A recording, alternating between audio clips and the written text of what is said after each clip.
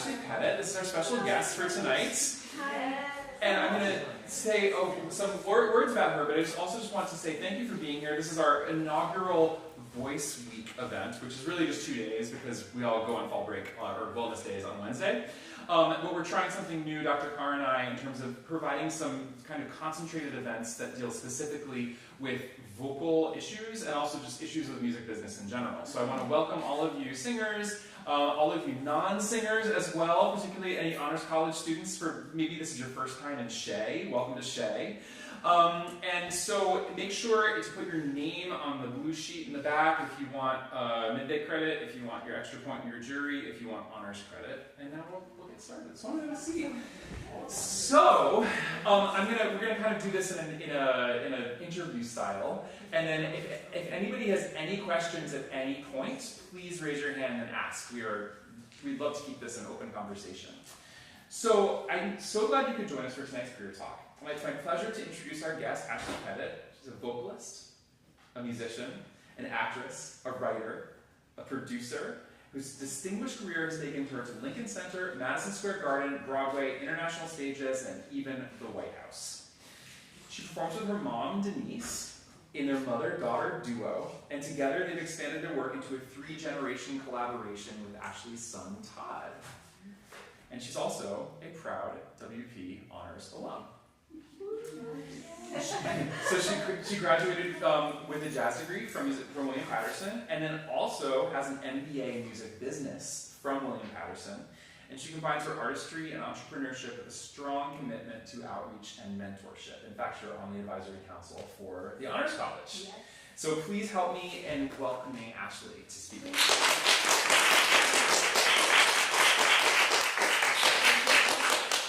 Thank you, Dr. Herbert. You got it. Please call me Chris. Oh. Thank you so much. I'm so glad to be here with you guys tonight. And shout out to DeAndrew. Thank you for being here as well. And just so excited to share this time with you for these next few minutes. And want to make it as interactive as possible. So I'd love to hear from you as well. If you have, and he's going to kind of lead the way with our question and answers here. But if you have any comments, questions, please don't be shy. And I have to say, I was saying before, I'm feeling very nostalgic because this Room 101, as many of you know, is a big deal here at Shea, and so I haven't been here in a while, and but I'm no stranger to this room from senior recitals and dialogue days and all of those fun things. So glad to be here and with you guys to share a little bit. And hopefully, I know, even if it's nothing that I say in particular tonight, hopefully you'll be able to come away with something to be either just kind of inspired a little bit more or to refresh your memory about something or to spark an idea. So really, I'm hoping that you'll be able to take some things away from tonight, no matter what it is, because we're all creative here. So glad to be with you. Indeed. I actually want to start with a question that I didn't include, because you mentioned you know this room really well. Do you mind telling everybody what this room used to look like when you were a student here? Oh, okay. Sure, I'll try. So first of all, how many so this is obviously vocal week. How many vocalists are here, vocal majors? All right, mostly all vocal majors, yay. And so classical department? Right. Jazz department? Any jazz vocal? Okay. Or jazz non-vocal? Jazz non-vocal. Woo! Yay! Jazz department. Woohoo! And how about pop? Okay, great, awesome. So I was here before the pop music program started, so that's exciting. Yes. So this room, the whole, like all the audio, all the soundproofing and everything was not here. It was very, very bare bones. The stage was down a little bit. It was more like a little step up, and there was no nice auditorium seating.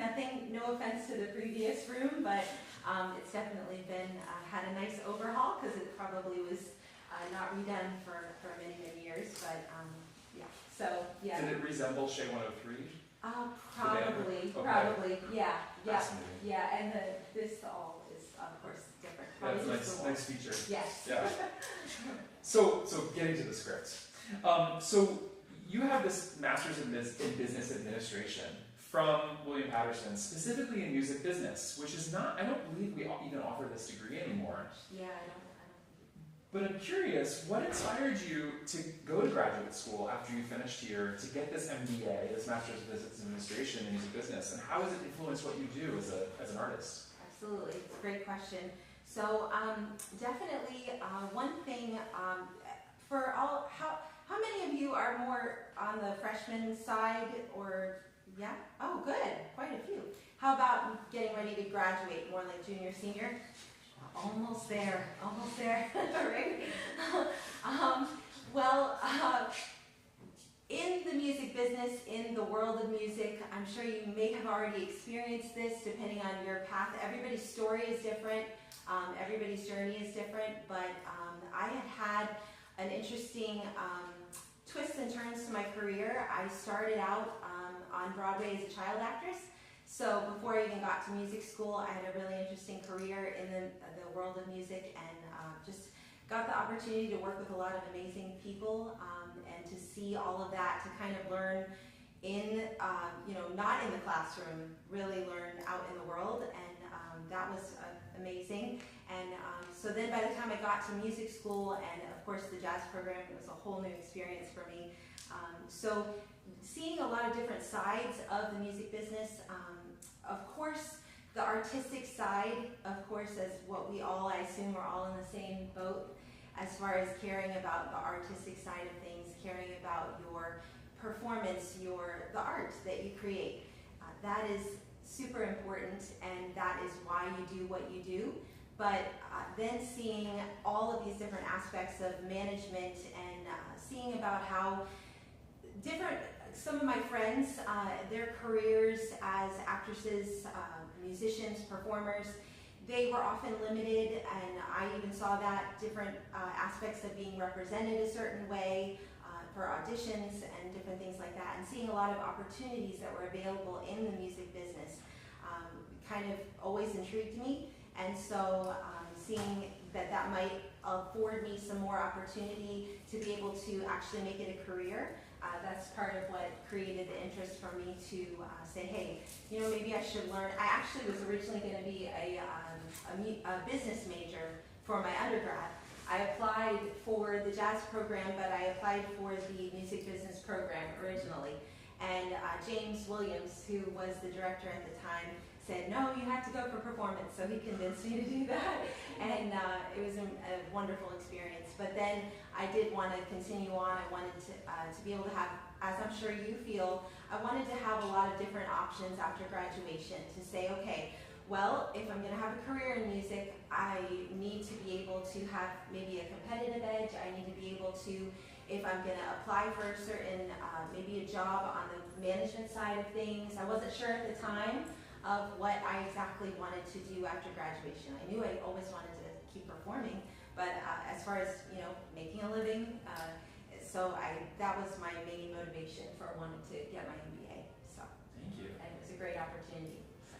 Just a follow-up, do you mind telling them a little bit about what you did as a child on Broadway? Sure, yes, of course. So, do we have any Broadway fans at a musical theater? Oh, yay! Favorite show, favorite musical? Spring Awakening. Good, Yeah. good. Classics? You like the classics? You like the modern? I saw Hadestown most recently, so that's been my So good, so good. Yeah. Oh yeah. Well, I begged so I have to do a huge shout out before we go any further to my mom, who is here tonight, and we do perform together.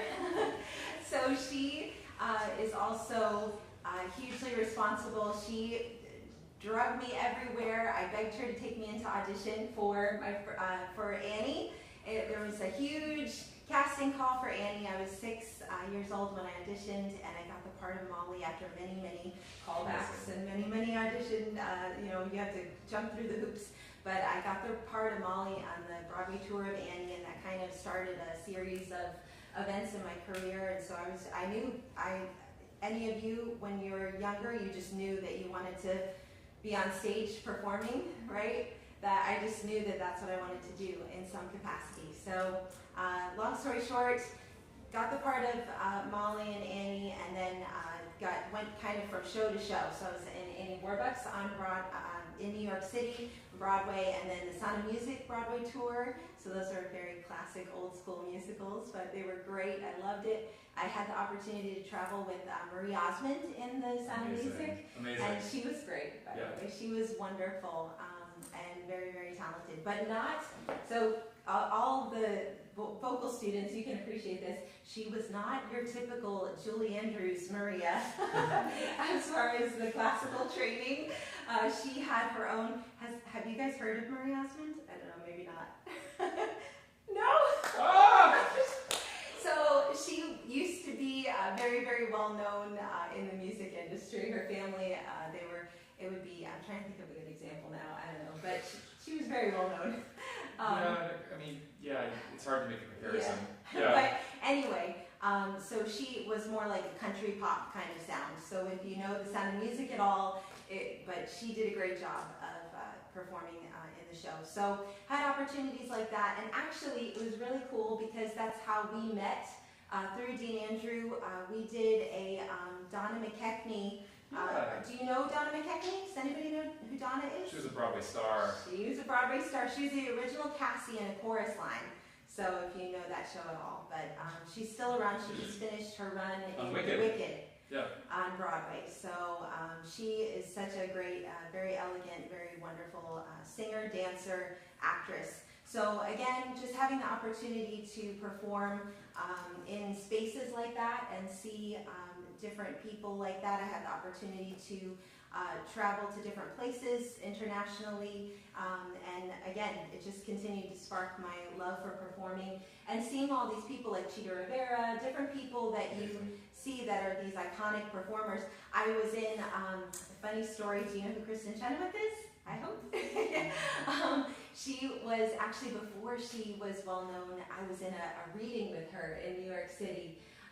And I looked back and I thought, that was her, right? And she was in, I was in a play called Yes, Virginia, There's a Santa Claus with her. Wow. And that was when she was like starting out and auditioning, and so a lot of great experiences. But one thing I will say, that I'm so grateful for the support. I mentioned my mom, so thankful for. So some of us, it depends on your dynamic. No matter what your age is, if you're 18, 20, 25, 30, 40, however old you are, however long you've been performing, it's important to have a support system.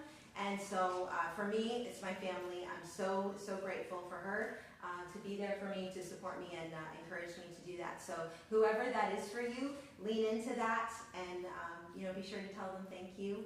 And it's great to have somebody you can rely on. So next question, and this has to do, you perform in all of these amazing venues in so many different places, and each venue is different. How do you adapt your approach as a performer in different settings? Something we all have to think about. Whether performing on this stage or Shay upstairs. I mean, very, very different. Very different, yes. I think early theater training helped me a lot with that, because in theater, if you've had any experience, you know what I mean when I say this, or maybe even any kind of production at all. Certainly here you're getting a great amount of experience, I'm sure. So when you're in a different space, even the physical space, it matters as far as, like right now, the acoustics of the room, like he's saying, Shay upstairs, very different than here, right? So as far as your projection, all the aspects that go into your performance are important. So I like to kind of just think about where you are. I like to kind of take it all in and then adapt to the space. So it may or may not come naturally at first, but thinking about the person maybe in this space, the back of the room here is very different than the back of the room upstairs, right? So I like to think about performing maybe to the person that's in the very, very back of the room, making sure that I'm projecting, making sure that I'm really using the stage space, making sure that I'm really filling that space. Sometimes when you're in the music business and you have a space that's very small, you have a gig or something, and you have maybe the corner of a room, and you have to change and adapt very quickly from like a stage like upstairs to maybe the corner of a restaurant. That's how the music business goes, right? So if you're doing like a private party or something like that. So again, just thinking about it, being conscious of it, being aware of where you are, and then hopefully your training kicks in, right? That's a huge part of it. So if you practice that and you kind of think about it, and then using every experience building on that. Yeah, I think for me sometimes it has to do with the acoustic of the room. Can I hear myself come back? And if I'm being mic'd, how are the mics set up? Yep. Yeah. Absolutely. Yeah. Absolutely. Yeah. And sometimes it rarely goes according to plan, right? If there's And sometimes you're already and you're like, I cannot wait for this one to end. Yeah.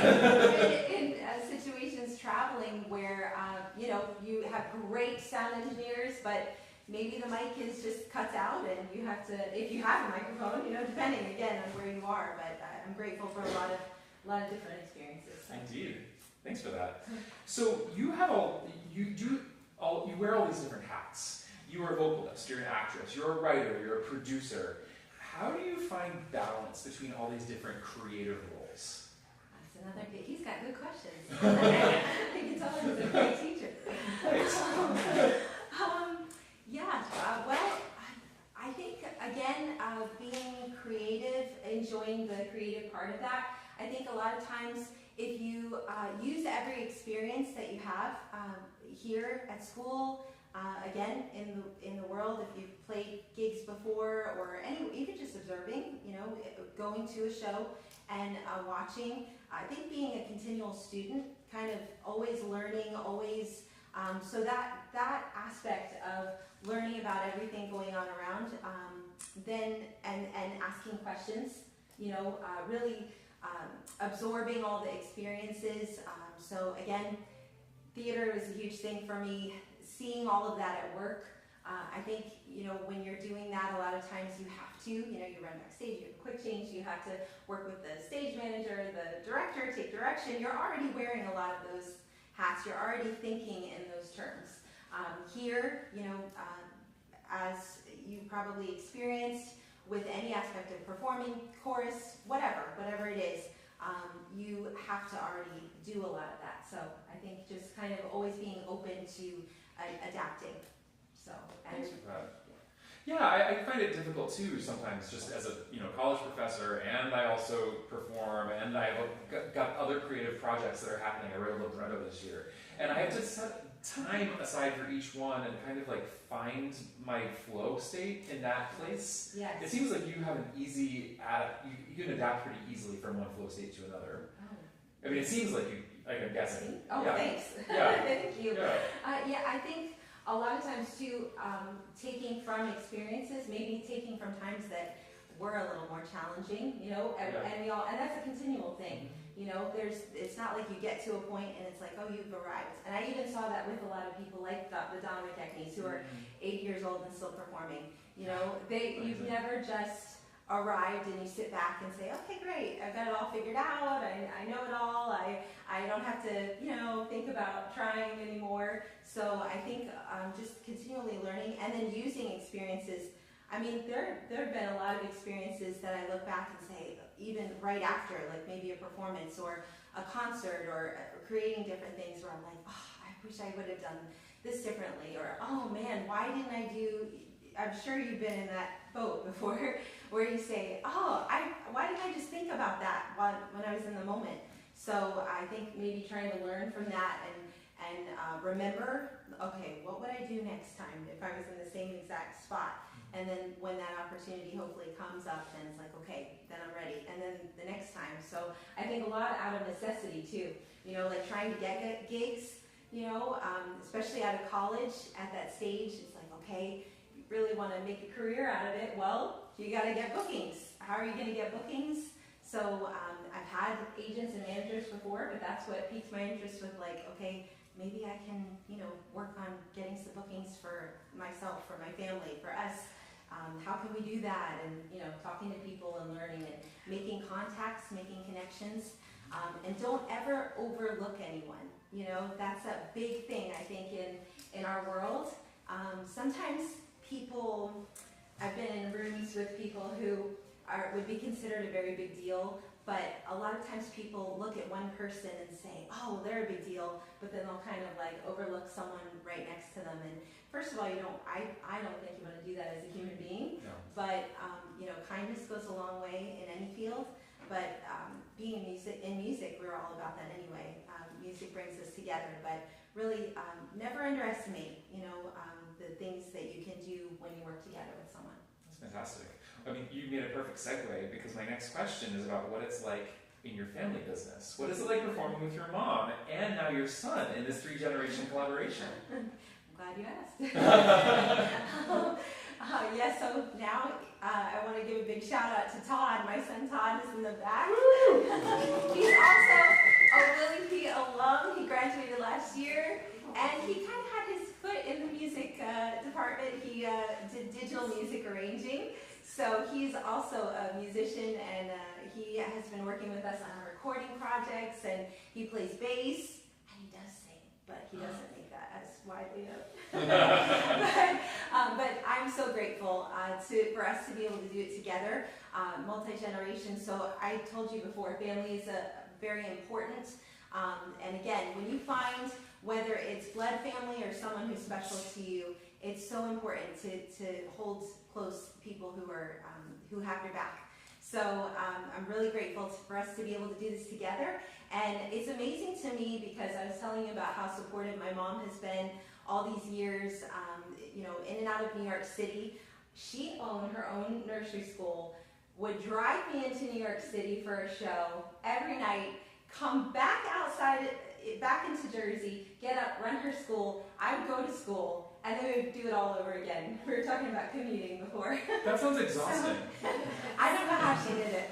But, so I totally respect her. She was choir director at our church when I was a kid. I grew up around music. My parents in our home, it was always a big deal. That's kind of how I learned, and absorbed a lot of anything from Nat King Cole to, Schubert, all of the great music. So learned to appreciate all of that. So that was ingrained in me. And then after college and, exploring all these different possibilities, be as creative as you can, by the way. Think about what makes you unique, what you enjoy, what you're passionate about. You have something to bring to the table that nobody else can. And so really think about that. Think about what you can offer in a setting of anything, a gig, an audition, whatever. Think about bringing to the table what you have that's special. So one of the things that was special to me is us doing this together. We would always sing together, and so it kind of grew organically out of that as I worked on getting performances, finding jobs out of school, and still while in grad school. And then Todd, I actually homeschooled Todd when he was younger, and then he did online programs so he could travel with us. Great. So it kind of started to grow into something, and then we would continue to travel and perform. So I'm really grateful for all the opportunities. And so now that he's an adult and plays, it's great because I'm a built-in bass player. So, but seriously, all that he brings to the table, because I can learn a lot from you. Your generation. That's another thing that's super important to me. Each generation can learn from the other. So don't discount people who are a lot older than you. Don't discount anyone who's a lot younger than you. All the generations can learn from each other. And I think that's something that we do naturally in music. Again, is we learn from each other, we listen, that's how music's created. Yes. So that to me was so natural for us to be able to play together. And then again, having to think about the music side of it, but that's a whole other thing. The business side. The business side. But, you created another segue for me then. Thank you. So you touched on the idea first that you had agents and managers, and then you were thinking, well, what if I just did the work instead? Could you talk a little bit more about how you started your own, basically family management / production company, and what some of the challenges of that have been for you? Sure, yes, because there are challenges, but there's challenges with anything, right? So anybody here, somebody who likes you create work for yourself and you're like, oh my gosh, I'm creating more work for myself to do. Anybody relate to that? Yeah. So I tend to be that way anyway, but again, out of necessity, thinking about, okay, I really wanted to pursue this as a career, so thinking about, all right, just kind of hitting the pavement with finding bookings, making contacts, thinking about the business side of things, without compromising, again, keeping it in art. There have been a lot of challenges with that. I'm not going to say that it's just super easy and you just kind of make a couple phone calls, or now it would be emails and messages, and everything's great and everybody just says yes, but it was a lot of hard work, and still is a lot of hard work. But when you enjoy the work part of it, when the rewards outweigh all of that work, and you know why you're doing what you're doing, I think that's the key. If you enjoy, there's a lot of very successful artists who just focus on their artistry and they don't do the management side of things, and that's cool too. It's everybody's path is different.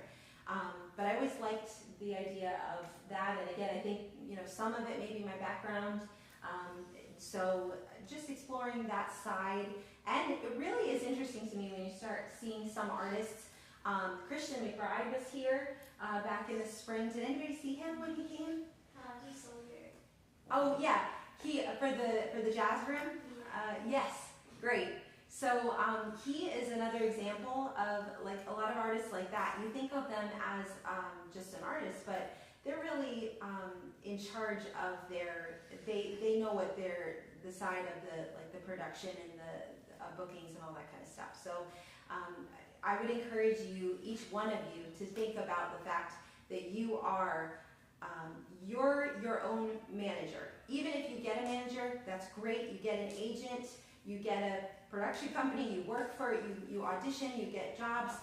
You're still your own manager. Think like an entrepreneur, especially in today's digital age. That's a hugely important thing. Even if you're in the world of academics, right? Yep. You're still your own manager, and that will serve you really well. It's easy to forget that sometimes. Yeah. But yeah, you're totally right about that. Yeah. You're so natural on stage. I'm going slightly off script, but I'm going to get to one point here. Like the way that you're even answering questions, you're looking me in the eye, you're looking everybody else in the eye. You guys sense this actually is really connecting to you all as an audience. And so it's something that is clearly one of your great strengths. Thank you. I'm wondering, because this relates to the next question, in addition to developing stage presence and connecting to people, what other practical advice would you give young performers to build sustainable careers? That's good. That's a loaded question. It is, because you can never predict a career. Yes, that is very true. Yeah, we were talking about, just briefly, about the fact of thinking outside the box.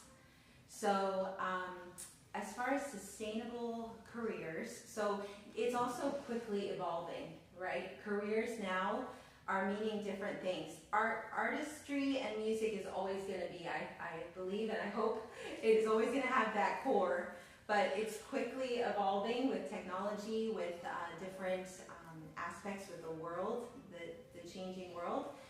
So as far as being, developing yourself, sustainability, right? That's what you're saying, stage presence, sustainability. Yeah, and by sustainability I mean basically like for the long term. Yeah. You can have I still remember when I had my first big break gig, I performed at the Boston Pops in 2005. I was 24. It was a big deal, and I was like, I have made it. Yeah. And then I didn't get a big gig for 2 more years. And so the question is how do you sustain after that point? Mm-hmm. Not just in terms of notoriety, but also in terms of your own health. Yes. And your own. Yes. Yeah. Belief in self. Yes, that is very good. Very good. Yeah, so again, early on I saw when you audition, it can be a brutal world. I mean, people are kind, and I had a lot of great experiences, but also, even at a young age, you can walk into a room and they don't care, they'll tell you what they think, or they won't tell you, and then you walk out, and then you're done, and then you move on. So, and as far as keeping, loving it and wanting to do it as a career and continue, you're exactly right. In this world, you can get a really exciting opportunity, and then it's okay, where's my next thing? What's my next thing going to be? Where, I think it lends itself to that. So as far as keeping it sustainable, I do think you're exactly right. Taking care of yourself, like I was just saying about managing yourself, taking care of of yourself is huge. It's important. If you are managing an artist, right, you would tell them certain things, right? If you stepped outside yourself and looked at yourself in the mirror, you would say, no, you gotta, how you doing? You doing okay? How you feeling? Are you feeling good about yourself? Are you down on yourself?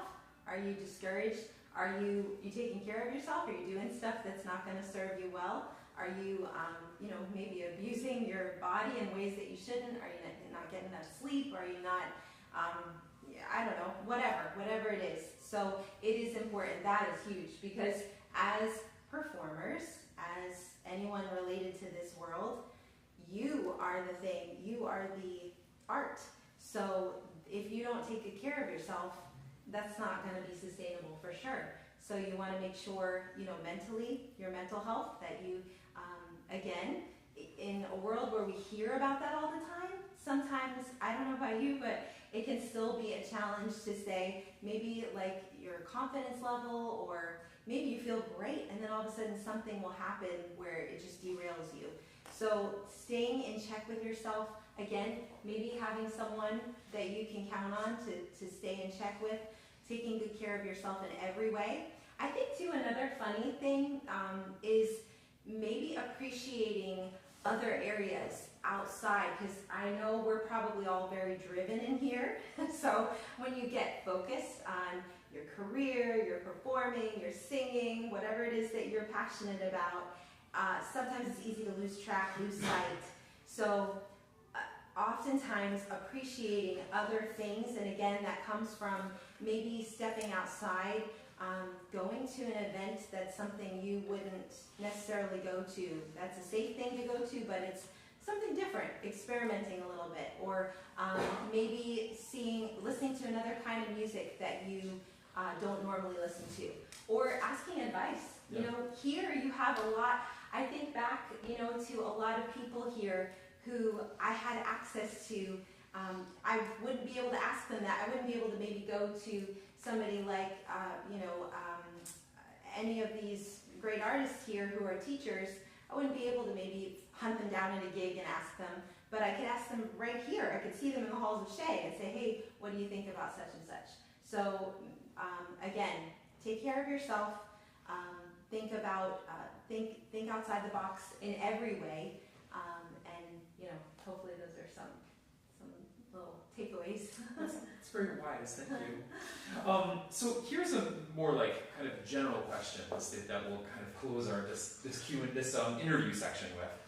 How do you define success, and how has your definition of success changed over time? That's good. This is good for me. I have to ask myself this question too. Is this successful? What does this success mean? I don't know. Yeah. That is so good, because you hear, especially today in the world of social media, and I know it sounds cliche, but I think it's true.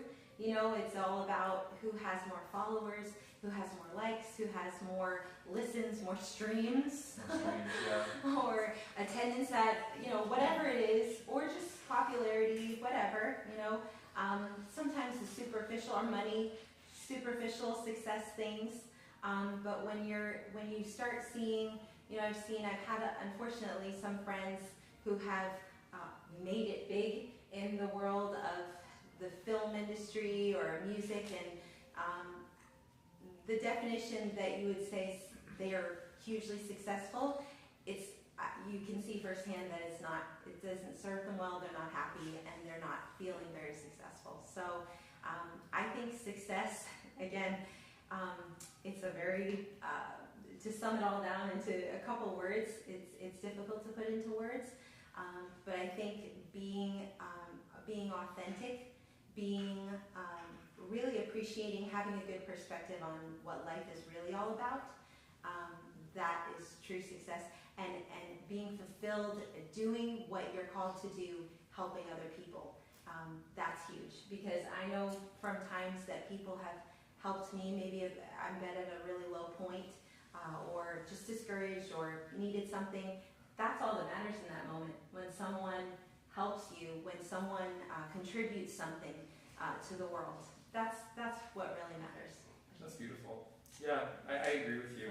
I agree with put into words, right? Yeah, I mean, I remember when I was a teenager, I thought success meant fame. And the older I get, like, that fame sounds horrible. That doesn't really. No, I think that would be like the worst thing for But it me. seemed cool at the time. Oh, totally, yeah. And money would be nice, but like Sure. money doesn't make you happier It necessarily. doesn't hurt. Doesn't hurt, but well, it can.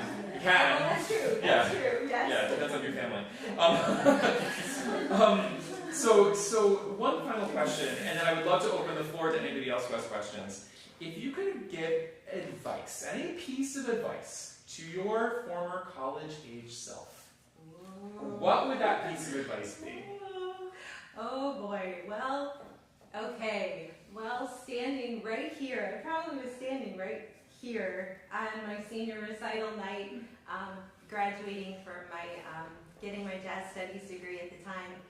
I had already had such an interesting journey because when I came to music school, I had a lot of things that I had learned in the world of performing, like the theatrical side of things. When I got here and doing my honors project and everything, shout out to the Honors College, by the way. It was an amazing experience. So I feel like over the course of my undergrad, I really grew a lot as a person, and also I was raising my son. He was a tiny guy at the time, and so juggling a lot of things. I had a lot, just a lot of stuff going on when I first started college, and a lot of emotional things, going through different things.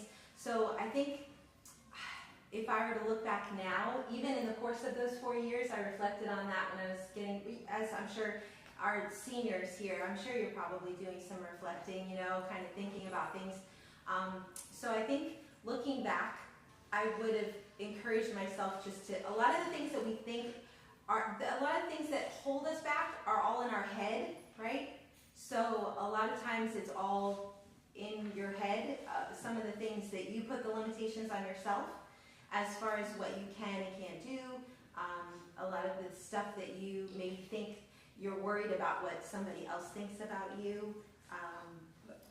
So coming through all of that, again, I barely knew who Miles Davis was when I started the jazz program, and I'm sitting in a classroom full of, all my classmates were like, totally proficient in all of that. So I was like, oh my gosh, it was so intimidating.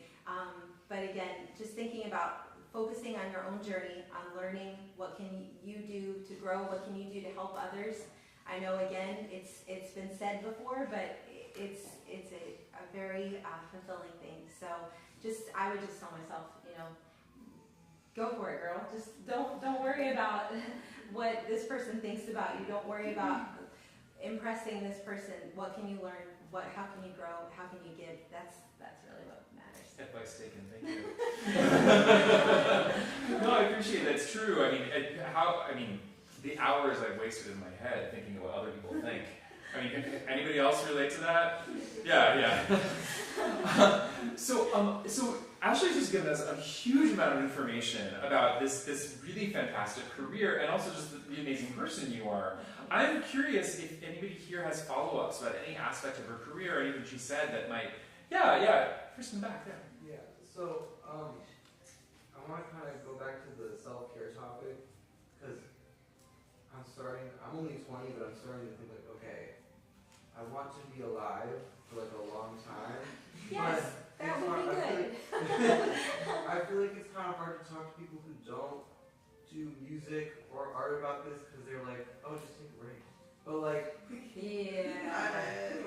like if you want to get to a certain place, there's not really a substitute for just doing a lot of work to the point of like, kind of to the point of the limit. Yeah. So how do you, especially because you're not just a performer. I mean, people who are just performers, it's also very hard in a different way. But since you're doing all these different things, like how do you prioritize, like, no, like this needs to be done versus like, okay, hold on, like, yeah, because I'm really confused. That's a great question. What's your name? Nick. Nick, nice to meet you. What do you play? I play trumpet. Oh, nice, awesome. Are you in the jazz program? Yeah, I study with Jerry Pell. Oh, great, very cool. Well, nice to meet you. And yes, that's important that you're around for a very long time. Yes. You have a lot to offer, I'm sure. So yeah, that's a great question. So I thought of myself as an organized person in general, but when I like to, if this makes sense, hopefully this helps. I like to kind of look outside. You know how you step outside yourself and you look at yourself? Does that make sense? Yeah. Reflecting so that you can make little adjustments if you need to. It's good if you have a trusted person that you can ask too, because we all have our blind sides where we don't see it.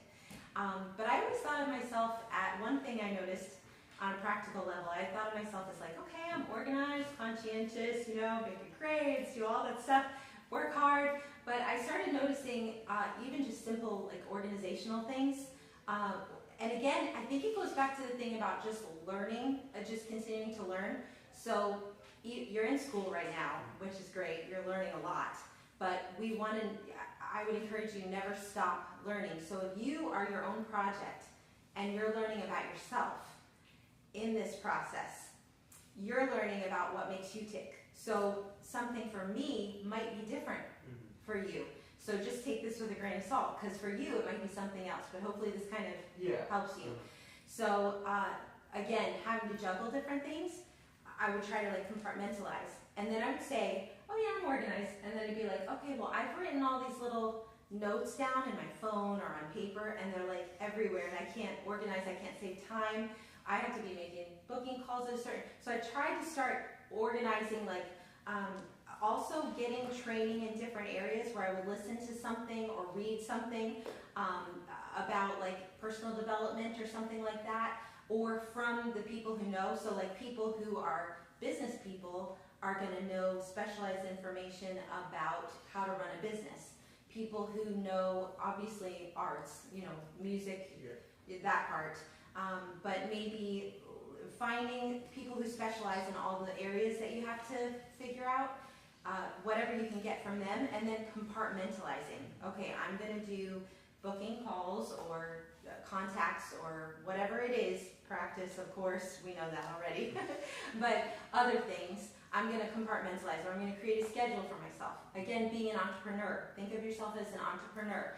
Sometimes we think, well, I'm an artist. I'm not, like a business person. I'm not a Fortune 500 company president. I'm an artist. But we really should think of ourselves in even just a few minutes a week or a day as, okay, I can put on my business hat, because again, it's going to help you. So think about like compartmentalizing, creating a schedule. How can I maximize my time? And then setting aside time. How can I've done X, Y, Z that I set a goal for, so I'm going to reward myself now. I'm going to, what do you like to do? I don't know. See a movie or, I don't know, whatever it is. So does that help a little bit? Thank you. Absolutely. But yeah, and always be encouraged and self-talk, good self-talk, right? No bad self-talk. No self-bullying. No, because we often we do it to ourselves. We're all our worst critic, aren't we? So, yeah. Very good. Somebody else in the Jenny, So do you think that your background on Broadway helped you post-grad start booking again, or did you feel like you had to start from scratch? Yes and no. Yes to both of those. Yes, in a way I felt like I had to start from scratch for sure, because it changed. Everything changes quickly.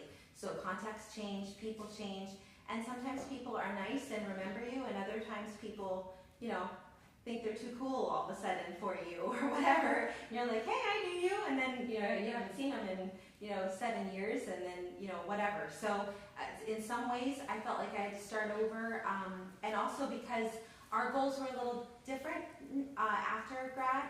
I wanted to kind of, we wanted to be a little more selective about the kind of music that we do, about the kind of gigs that we played. So in that sense, it was like starting over, but I do feel like the early training was like a great foundation. So some of those things, when you start kind of brushing the dust off, or maybe some contacts that I had, definitely helped. But in many ways, it was like relearning some things. So, yeah. Kushani. Nice to meet you, first of all. Nice to So meet you good to too. see you. Me too. Going back to the critiques or challenges part, I had this thing in my mind that many of us don't give our best in some of the positions or maybe a performance, and like it's very hard to sometimes accept the fact that we failed to deliver something we wanted to. We had a setback. How would you advise young performers like us to like get that Yes. as a practice? Good Yes, question. very good. Yes, these are great questions, you guys. Yeah. So, okay, first of all, just knowing that it's gonna be okay. It's gonna be okay. You don't have to feel. Sometimes I would finish, even a dialogue day or something, or or a jury or something, and I would be like, okay, I got this. I practiced. I worked hard. I got this. And then you leave, and you're like, what happened there? So, and then I would rehearse it over and over in my mind, like, oh my gosh, well, he said this. Oh, well, I could have done this. Well, why didn't I do that? Why didn't I breathe there? Why didn't I stand there? Why didn't I? So, I definitely can relate. And also, it's a continual thing, because even now, again, it's continual. You coach so the self-coaching, self-talk is important because you're the only one inside your head. So you can know what's going on, and you can also tell yourself. So I think starting with the foundation of remembering, just remember who you are as a person is the most important thing. Goes back to our thing about, self-care. Remember that you're a person. Sometimes you can start to think of yourself as like a commodity when you're in the performance aspect, but you're a person, and we're all people. So give yourself that grace. And then also remember that everything is a learning experience. I've had moments on stage where I felt great, like, yay. And then other moments, definitely, oh my gosh, major meltdown afterwards, maybe in the dressing room or privately in my room. So it's okay. And if it happens, just remember to tell yourself, it's okay. Tomorrow, my mom jokes with me sometimes, it's like, tomorrow, it's going to be it's a new day tomorrow, right? So, or the next moment. So remember that nothing is final.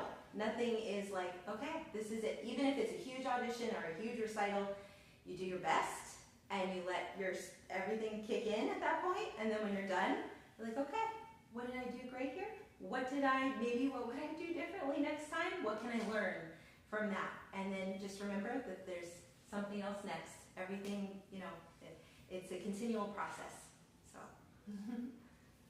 Questions? Yeah. So hi, my name's Leah. I'm a pop major. I'm just curious, how do you prioritize vocal health when you're constantly performing? That's good too. Yes, that's great for Vocal Week. Yeah, exactly. Very good question. That's a great question. Yes. So yeah, that is huge to remember. Again, it all kind of goes together with taking care of yourself. And again, you're getting excellent training here at William Patterson of how to take good care of your voice, how to, with training, that's important. In theater, we did 8 shows a week on Broadway, and I started out as a kid, we were talking about this the other day, I didn't even know about warming up when we started. I would just go out and sing like, okay, great. And so I learned, but I saw a lot of the adults, they had sustainable careers for many years, and a lot of them, when they worked in the theater, some of them that were up and coming, they would wait tables in the day, and then at night they would be doing those 8 shows a week throughout the week and matinees and everything. So they had to take good care of themselves. So I kind of learned from watching them and that training. So take care of your body in general, take care of yourself. Again, the thinking, the mental game plays in there. It really does. So think about all of that as a whole person, and then also all the practical things, of course, that you're learning about warming up and vocal rest. Of course, all the things that you're hearing, I'm sure, drink lots of water, during this season, all the important things, and then also remembering to kind of pace yourself. If you're doing a lot where you're under a lot of stress, or you're doing a lot of singing back to back, take as much little rest as you can. If you can't, maybe pace yourself with kind of the level at which you go, depending on what you're, like if you're singing a bunch of solos, or if you're, maybe in the chorus, still give it your all, but don't like overdo it, don't overuse, all of those practical things. Does that answer your question?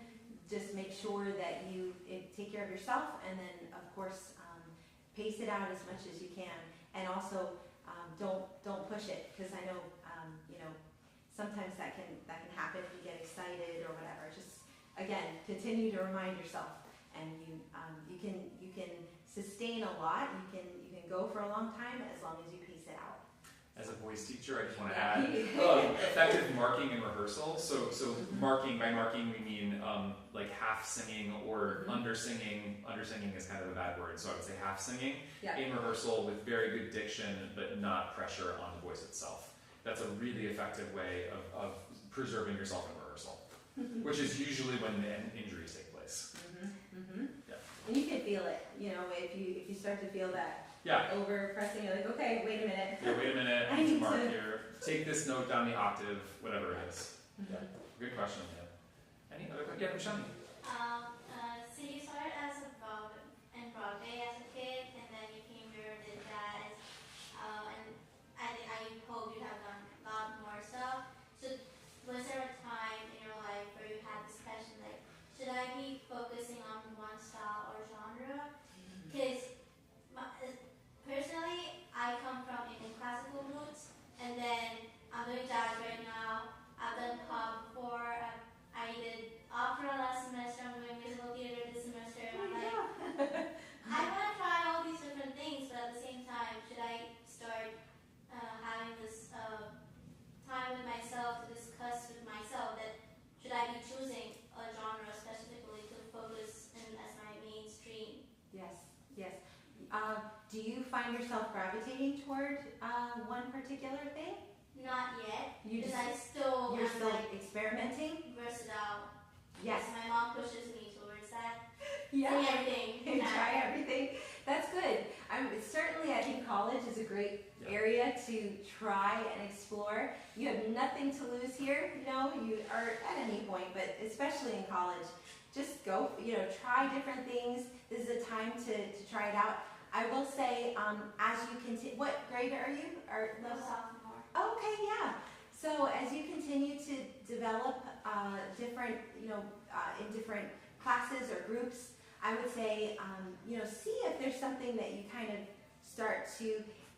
It's good. It's kind of a double-sided coin, because it's good to have an area of focus, but then it's also good to be versatile, because you never know what you're going to be asked to do if an opportunity comes up.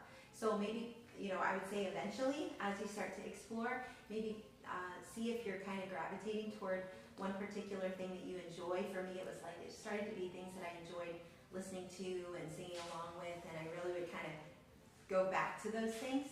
So see if that starts to happen. It may.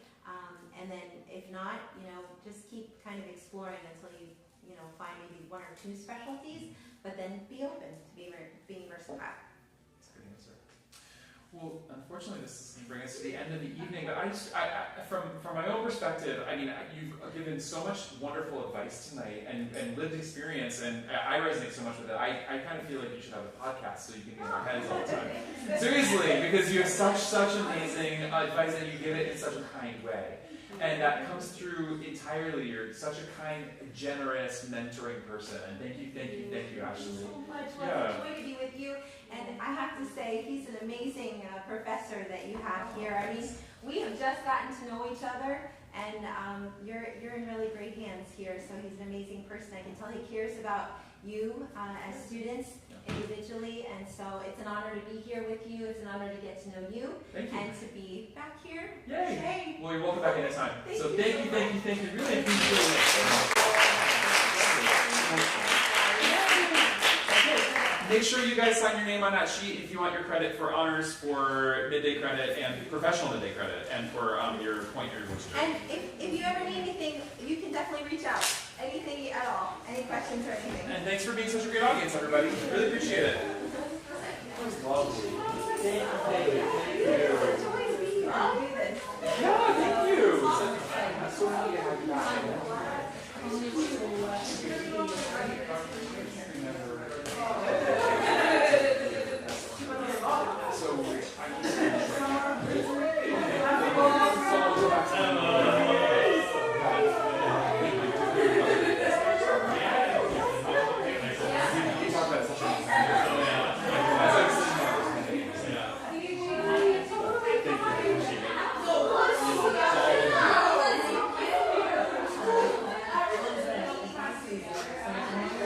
Yeah.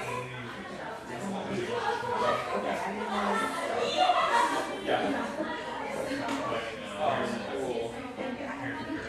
Yes. Thank you.